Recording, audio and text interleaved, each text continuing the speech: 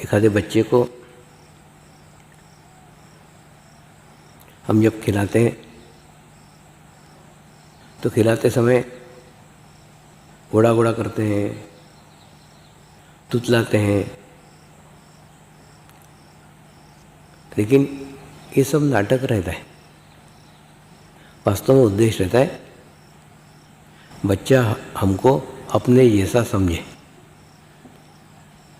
ठीक उसी प्रकार से माध्यम भी आपके साथ आपके करीब आने के लिए, आपको संभाल के रखने के लिए, आपको पकड़ के रखने के लिए ऐसे भ्रम जाल फैलाते ही रहता है। लेकिन हमको उस भ्रम में नहीं आने का है। इसी संदर्भ में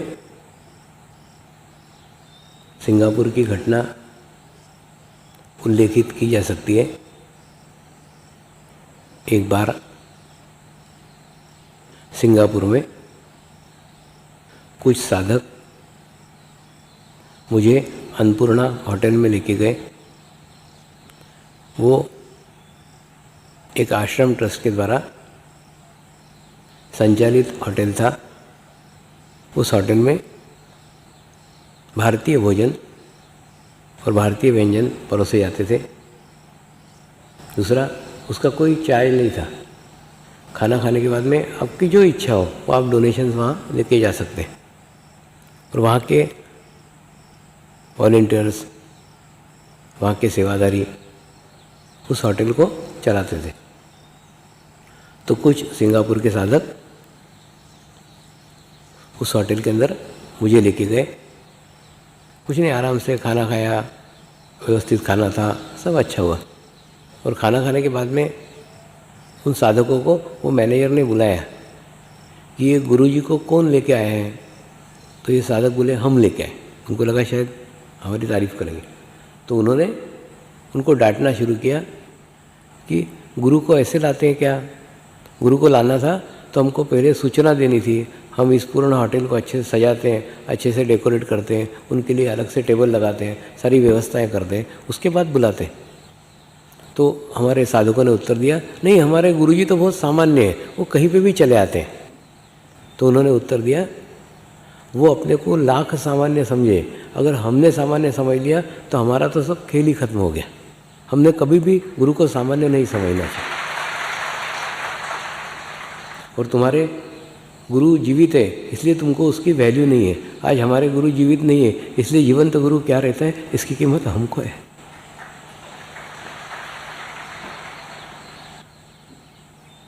ठीक इसी प्रकार से कई इसमें दुकानदार साधक होंगे, कई इसमें धंधे वाले साधक होंगे, कई इसमें उद्योग वाले साधक होंगे। तो आपके दुकान में, आपके ऑफिस में आने वाला गिराहिक भिखमंगा है, भिखारी है, वो क्या खरीदेगा? ऐसा सोच करके अगर तुमने रिसीव किया उसको, तुमने उसको अटेंड किया, तो तुम्हारा धंधा चौपट। कभी भी किसी भी ग्राहक को तुम भिखमंगा, पटिहार या उसको कम मत समझो। ये तुम्हारा नकारात्मक दृष्टिकोण है। सामने वाला समझ लो तुम्हारी कंगे की दुकान है और एक आधा गंजा व्यक्ति चला आ रहा है, तो भी उसका अच्छे से वेलकम करो। मालूम है आपको ये गंजा कंगा खरीदेगा नहीं, लेकिन फिर भी उसको अच्छे से कंगे दिखाओ, उससे अच्छे से बात करो और उससे पॉजिटिव रह के सोचो। तो वो गंजा आपके कंगे खरीदेगा नहीं, लेकिन दूसरे लोगों को बताएगा कि उस दुकान में वहाँ कंगे मिलते हैं अच्छे।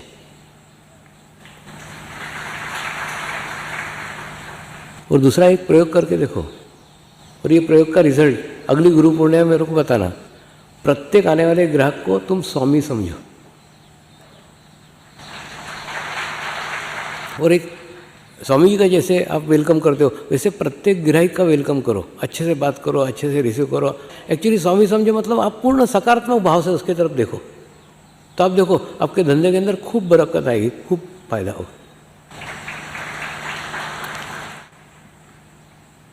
सब कुछ क्या है मन में?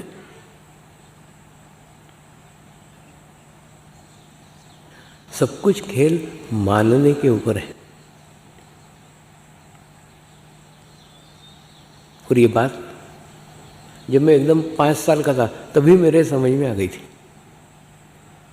कि मेरे नाना का भगवान हनुमान जी, मेरे नानी का भगवान कृष्ण भगवान, एक ही घर में पति का भगवान अलग, पत्नी का भगवान अलग।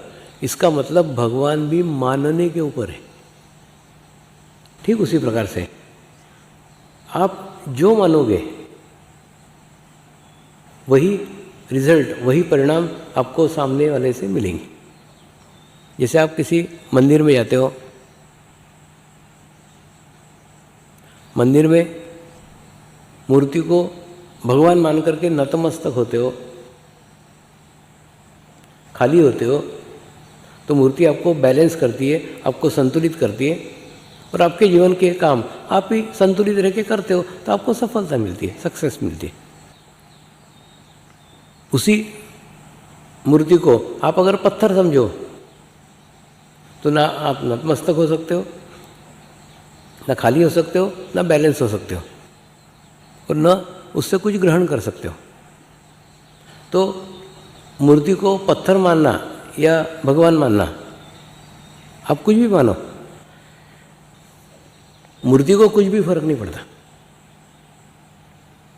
फर्क पड़ता है आपको, आपके रिसीविंग को, आपके संतुलन को, आपके बैलेंस को। ठीक उसी प्रकार से माध्यम को एक मनुष्य माना तो मनुष्य तो है ही, लेकिन जब हम उससे असामान्य शक्तियों की, असामान्य सहायता की, असामान्य परिस्थितियों में असामान्य सहायता की अपेक्षा रखते हैं तो उसको जितना हम असामान्य मानेंगे उतने असामान्य परिस्थितियों में असामान्य सहायता वो कर सकेगा। वो भी निमित्त है, वो भी माध्यम है, लेकिन जो हम मानेंगे वैसे ही परिणाम, वैसे रिजल्ट हमको उससे प्राप्त होंगे।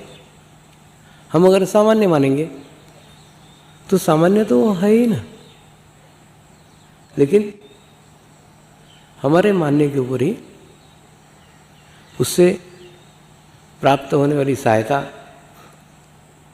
प्राप्त होने वाली मदद हमको समय समय पे मिलती रहती है। माध्यम को आप एटीएम मशीन भी कह सकते हो। एटीएम मशीन रहती कि नहीं, आजकल बैंकों की एटीएम मशीन रहती। वो एटीएम मशीन भी जब आपको अतिरिक्त धन की आवश्यकता अचानक पड़ती है, शब्दों को थोड़ा समझो, अतिरिक्त धन की आवश्यकता अचानक पड़ती है इमरजेंसी में, तभी आप एटीएम मशीन के पास जाते हो, अन्यथा बैंक में जाते हो। ठीक उसी प्रकार से माध्यम का भी है। माध्यम भी एटीएम मशीन जैसा है।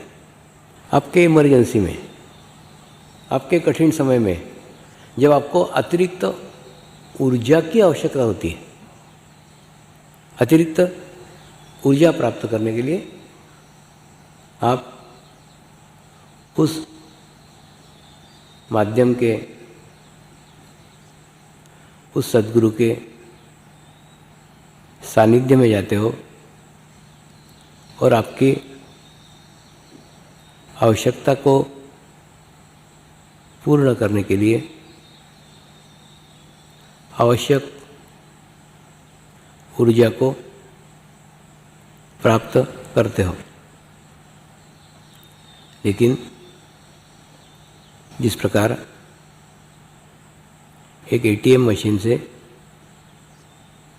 पैसे वही व्यक्ति, वही मनुष्य निकाल सकता है जिस व्यक्ति का उस बैंक में अकाउंट्स हो और अकाउंट्स में धन हो, पैसे हो।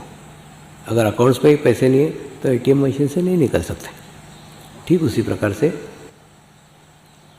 माध्यम से भी अतिरिक्त ऊर्जा,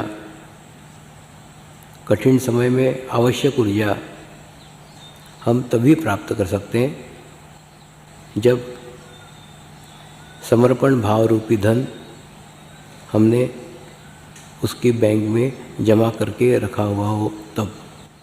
तो ये दोनों बातें तभी संभव है।